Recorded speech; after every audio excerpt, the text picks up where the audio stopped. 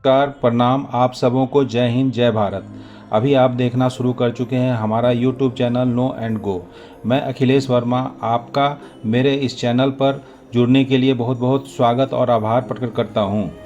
मेरे इस चैनल और उसके विषय को देखने के बाद मेरे चैनल नो एंड गो को ढेर सारा प्यार देंगे, ताकि आगे से मैं कोई नया वीडियो डालूं तो आपके पास उसका नोटिफिकेशन पहुंचे और आप मेरे साथ फिर से जुड़ सकें।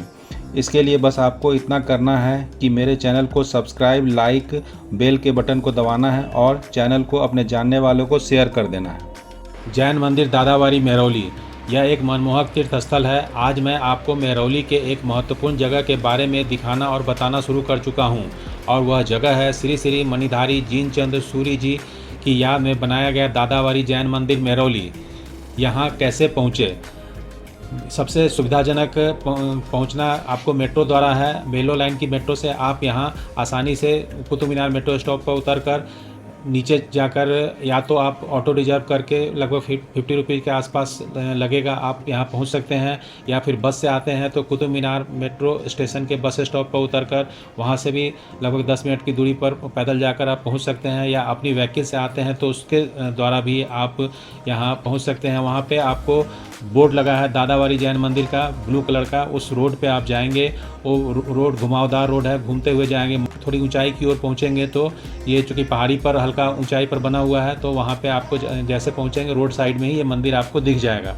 वहाँ पे रोड के सामने साइड में आपको जूता चप्पल स्टैंड है, जहाँ पर आप जूता चप्पल उतार कर रख सकते हैं। और गेट के ठीक बाहर आपको पानी का नल लगा हुआ दिखेगा, वहाँ पे आप पैर हाथ धो सकते हैं। और सामने पार्किंग भी है जहाँ पे आप अपनी व्हीकल लगा सकते हैं। उसके बाद आप अंदर जाते हैं, यहाँ पे फ़ोटोग्राफी वगैरह आप आसानी से कर सकते हैं, कोई दिक्कत नहीं है। और उसके बाद अंदर जाते हैं और वहाँ का शांत माहौल और वातावरण देखकर आपको एक अलग ही आनंद की अनुभूति होती है, जो आप बहुत कम इस तरह का माहौल आपको मंदिरों में देखने को मिलता है। यहाँ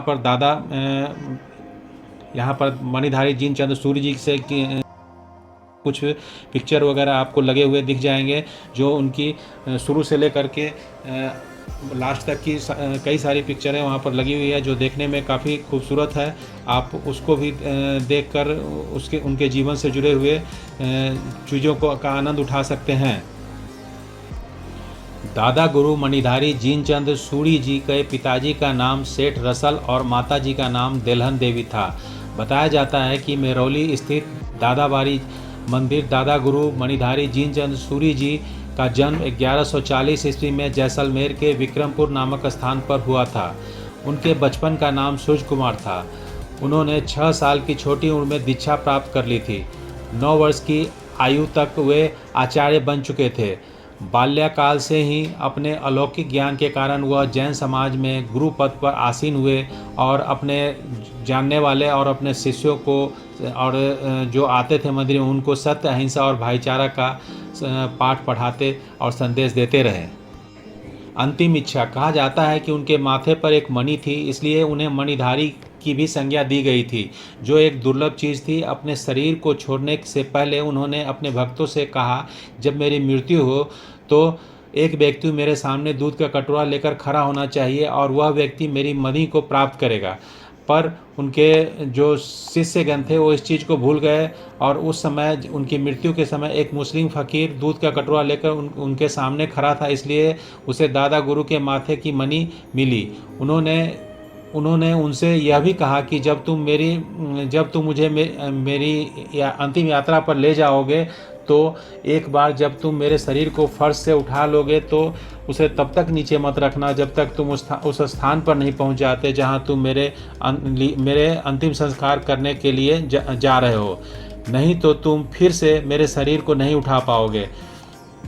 उनके दुखी भक्तों ने उनकी बात ठीक से नहीं सुनी और उनके मरने के बाद उनकी बात को भूल चुके थे।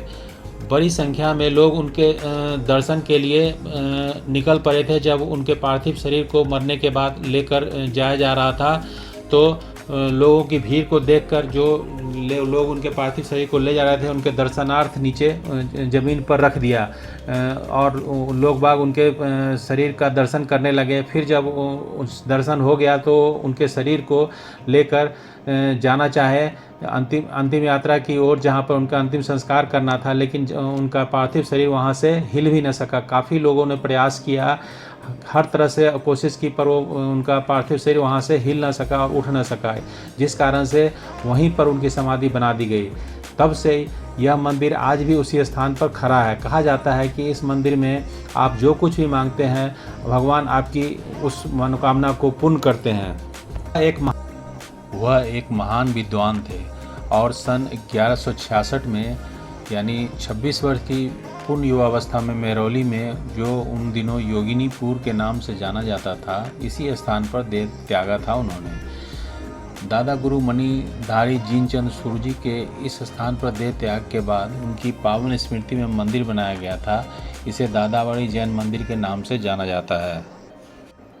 यह मंदिर यहाँ पर सभी धर्मावलंबियों के लिए खुला हुआ है। यहाँ पे हर धर्म के लोग, हिंदू, मुस्लिम, सिख, ईसाई आ सकते हैं। किसी को आने के लिए कोई रोक टोक नहीं है। जैन मंदिर दादावाड़ी में प्रवेश करते ही हम कला और आध्यात्म की एक नई दुनिया में प्रवेश करते हैं। पूरे मंदिर में दीवारों पर और स्तंभों, जो स्तंभ बने हुए उस पर सफ़ेद मार्बल की नक्काशी देखने में मनमोहक लगती है। आप इन नक्काशी को देखकर एक अलग ही अनुभूति को प्राप्त करते हैं। जैन मंदिर में रंग बिरंगे कांच से उसके कई जगह पे दीवार वगैरह या छत वगैरह सजे हुए आपको दिखेंगे, जो काफ़ी खूबसूरत दिखता है और इस एक ऐसा परिचय देता है जैसे यहाँ पे ये सजावट अपने आप में एक अलग ही दिखता है।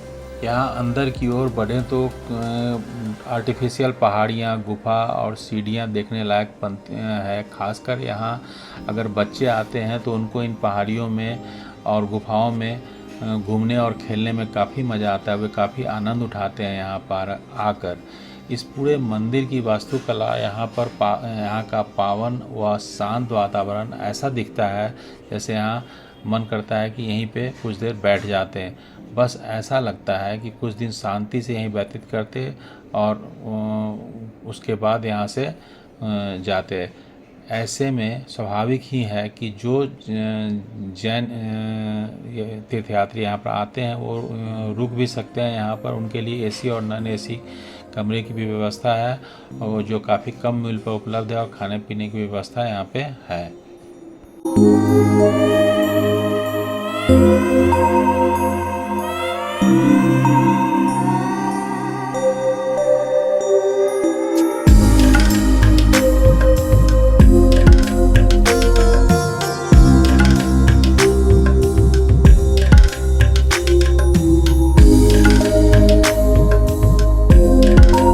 लुत्फ उठाते हैं।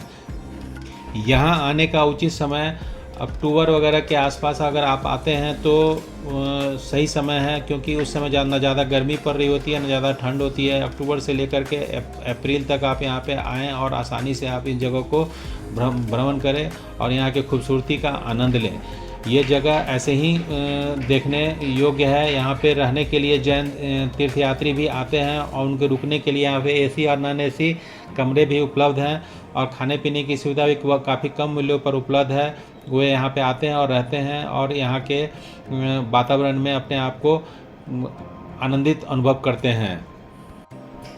आपके बहुमूल्य समय के लिए बहुत बहुत धन्यवाद दोस्तों। अगर आप दिल्ली आए हैं और दिल्ली के में हैं तो एक बार जैन मंदिर दादावाड़ी देखने जरूर आए। जैन मंदिर दादावाड़ी को देखने के लिए देश विदेश से कई पर्यटक आते हैं, इसलिए आप भी आइए और अपने देश की विरासत को जानिए। धन्यवाद।